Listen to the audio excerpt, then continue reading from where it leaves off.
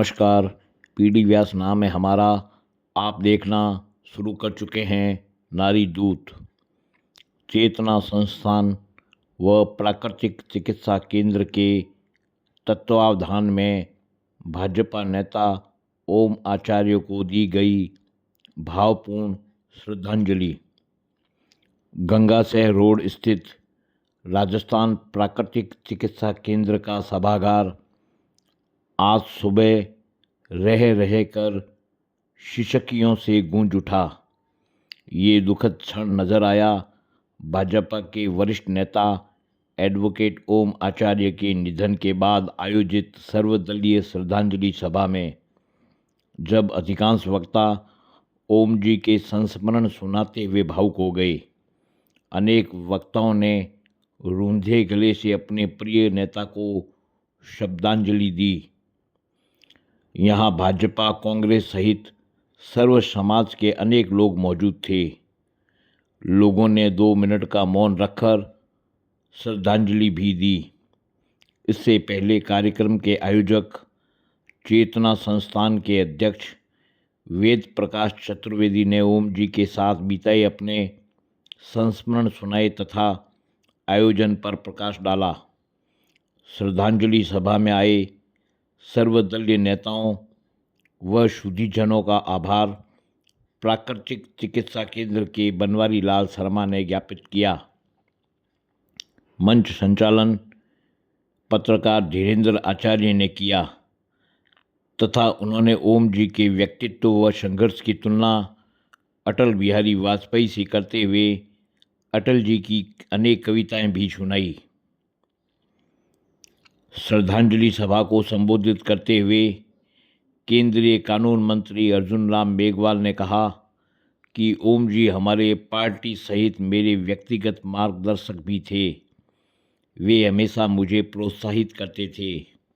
उन्होंने नई संसद भवन में प्रवेश के बाद एक बिल पेश होने के दौरान मेरे भाषण को अपने घर पर टीवी में लाइव देखा और उसके उपरांत ओम जी ने मुझे फ़ोन भी किया तथा देर रात 12:30 बजे जब मेरी बात हुई तो उन्होंने मुझे जमकर प्रोत्साहित किया।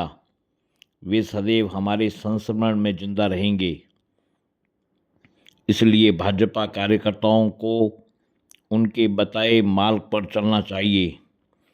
उन्होंने बीकानेर में ओम जी की स्मृति में सभागार बनाने की उठी चर्चा में हर संभव सहयोग का वादा भी किया। आगे आप वीडियो में देखेंगे कि अर्जुन राम जी ने ओम जी के बारे में क्या कहा। वो आप आगे उन्हीं की जुबान से सुनेंगे। इस बीच कांग्रेस नेता व पूर्व मंत्री बीडी कल्ला ने कहा कि ओम जी कुशल वक्ता, कुशल अधिवक्ता थे। वे विकास के मुद्दे पर आंदोलन में उतर जाते थे, लेकिन जब भी मिलते बड़ी आत्मीयता से मिलते। उन्होंने सिद्धांतों की राजनीति की, कभी भी दल नहीं बदला। आपातकाल में पिता पुत्र एक साथ रहने की बात पर बीकानेर बार एसोसिएशन के पूर्व अध्यक्ष व वरिष्ठ अधिवक्ता रामकृष्ण दास गुप्ता ने कहा कि जनसंघ के जनता पार्टी में विलय व जेपी आंदोलन में ओम जी की सक्रियता के आने के किस्से सुनाए। एडवोकेट गुप्ता ने कहा कि वह पहले नेता थे जो अपने पिता के साथ लोकतंत्र की रक्षा के लिए 18 माह तक जेल में रहे। यदि ओम जी बीकानेर छोड़कर दिल्ली जाते तो आज राष्ट्रीय राजनीति में होते, लेकिन अपने पिताजी के साथ वकालत में सहयोग करते रहे व बीकानेर में विकास को लेकर सक्रिय रहे। एडवोकेट गुप्ता ने कहा कि ओम जी रेवेन्यू के सबसे टॉप वकील थे। वे युवा वकीलों का हमेशा सहयोग करते रहते थे। वरिष्ठ भाजपा नेता सत्यप्रकाश आचार्य ने कहा कि ओम जी सहयोगी स्वभाव के नेता थे। वे हमेशा कार्यकर्ताओं को पूरी तरजीह देते थे तथा समय समय पर कार्यकर्ताओं का हौसला बढ़ाते रहते थे। उन्होंने जो सहयोग दिया वह कभी भुलाया नहीं जा सकेगा। नामचीन साहित्यकार व वरिष्ठ पत्रकार मधु आचार्य आशावादी ने कहा कि ओम जी बीकानेर की राजनीति के इकलौते ऐसे नेता थे जो लाख असहमति के बीच भी सहमति जिससे तलाश मुझे लेते थे। मार्गदर्शन भी मिला और वो मुझे प्रोत्साहित भी करते थे। एक विषय बहुत कम लोग जानते हैं, चाहे कितना भी पढ़ते होंगे तो भी, कि 6 अप्रैल 1980 बीजेपी का गठन हुआ। तो मैंने उनसे कहा कि आप लोग बॉम्बे गए और अटल जी का वो शानदार भाषण आपने सुना होगा,